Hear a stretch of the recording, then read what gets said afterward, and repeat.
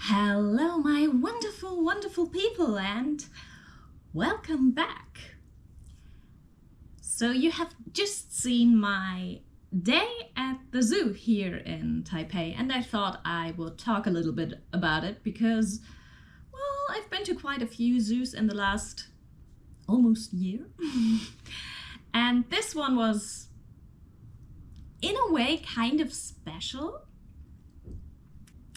As always, it was a bit tricky to film, as you can imagine, even though I went during the week and I went quite early. It was not super early, but it was also not like super late. There were a lot of kids. So there were a lot of families with smaller children, and there were also a lot of school groups, which is totally normal when you go to a zoo. But as you know, I don't like filming kids, and so it was a bit tricky to film a lot. Also, and this one is a bit more funny, when I got there, a lot of the animals were asleep. So it's not that interesting to film like an enclosure where you can see no one because they're hiding somewhere and they're sleeping. On the other hand, I have to say, yes, it's not interesting to film it, but I love the fact that these animals had enclosures where they could just go somewhere and be for themselves and could just sleep without being like noticed or people watching them or anything like that. So with a lot of enclosures, you had these signs in front of them where there were like arrows pointing at certain points, and it said, this is where they like to sleep, this is where they like to sleep. So you had enclosures with holes in the ground or like old tree stumps or anything, and it told you, yeah, they might sleep here, they might sleep there. And that was really cute, and sometimes you could see like the back or just a little bit of fur, but not really the animal. So yeah, I didn't want to film a bunch of empty enclosures. They were not empty. The animals were just sleeping, which is fine. What I loved about this specific zoo is because of the weather here in Taipei or in Taiwan. You've seen it. Taiwan is very, very green and very lush because you have the subtropical climate, it's always warm, you have a lot of plants everywhere, and that's how the zoo is.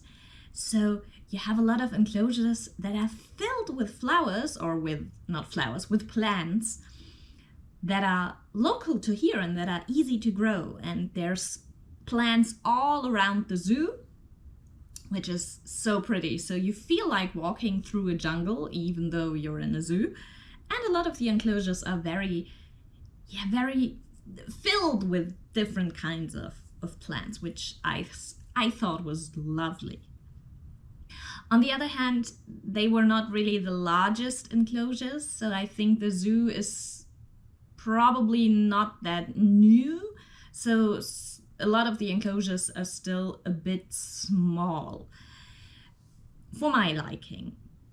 So you can't see the animals anyway if they have like great places to hide, so why not make it a little bit bigger? But to have a lot of animals, you have to have, smaller spaces, but I think it probably is fine.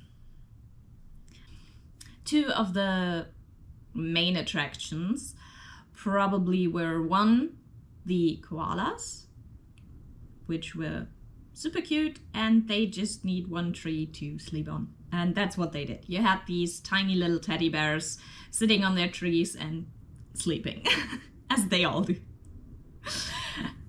And the other, probably bigger attractions were the big pandas, of course. So we had two cute bears that need help of humans to survive, otherwise they would get extinct. And yeah, pandas are just... pandas are just weird. So you had one walking around and they always looked like they will stumble any moment. They could all, I think they all had like enclosures that were also outside. And of course, most of them were just sitting in front of their food and eating, because that's what pandas do most of the time. Big, cuddly teddy bears that like to eat. And a lot of people were looking at the big pandas. So, yeah. And other than that, the whole park was it's quite big. I think it's almost 2 kilometers long, which I think is quite long for a park. And if you read up on it on the internet, you will find that they tell you that you should plan more than 1 day to see everything. I think I was there for around 4 hours, 5 hours. For me, that was enough, because at a certain point you're just like, okay, I've seen enough animals, I have heard enough kids have fun, a lot of people walking around me, so now I'm good and I don't need to do it another time. But you could, and that's also something I think I should tell you, well, I want to tell you, because the ticket prices are not that expensive. So it cost me 60 Taiwanese dollars, which is less than 2 euros, I think. And to get there, I took the train, the metro, which also, I looked it up, costs around 60 Taiwanese dollars from where I am right now. So in the end, the 2 train rides were more expensive than the entrance fee to the park itself.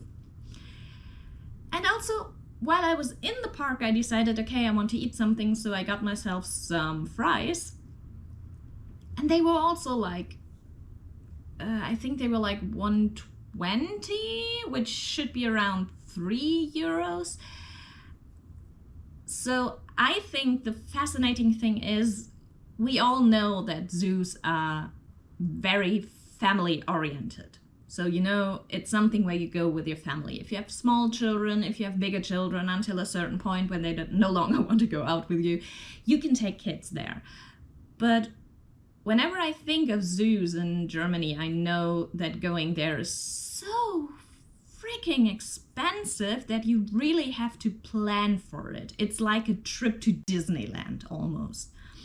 And here, you can just go because it's not that expensive. And the zoo itself did not look the way you would think it should look for this little entrance fee. If you remember, I didn't film a lot, but I went to a zoo in Hanoi, and I also went to the zoo in Saigon, if I remember correctly. And both zoos were not that well kept. They didn't have that many animals also, but they were not like this. Yeah, they were lacking. But in this case, everything was great. So even though I think the enclosures were too small, it was just like any German zoo. It wasn't that different. But the entrance fee was so cheap in comparison that you could just go with your kids and that you could have fun there. And that if you decided to go another time because you couldn't see everything, because if you have small kids, you don't want to walk like the whole 2 kilometers back and forth, you could do it another time. You could also take, there's a train inside, or something like a train. There's something inside the park that takes you from like almost the start of the park to almost the end of the park. So you don't have to walk all the way up there. But I did because I was too lazy to find the train and I just wanted to walk. So I think that's really great because this means that more people can go to the zoo. This time I got it. My tongue didn't want to say the zoo, so I had to film this quite a few times, but you won't see that. And what else can I tell you? Well, the zoo was like separated in different zones. So you had like the African zone and the Australian zone and the Formosa zone, which is Taiwan. And you could see all the different animals there, and yeah, it was a lot of fun walking around, and I hope you liked the footage that I took. Until the next one, I hope you liked this one. Don't forget to like, share, comment, and maybe subscribe if you haven't yet. It would be lovely. Don't forget, in about 7 days, my time right now, I will be in Japan. So if you're interested in seeing things from Japan, you should subscribe now so you don't miss anything. Until then, have a good one. Bye!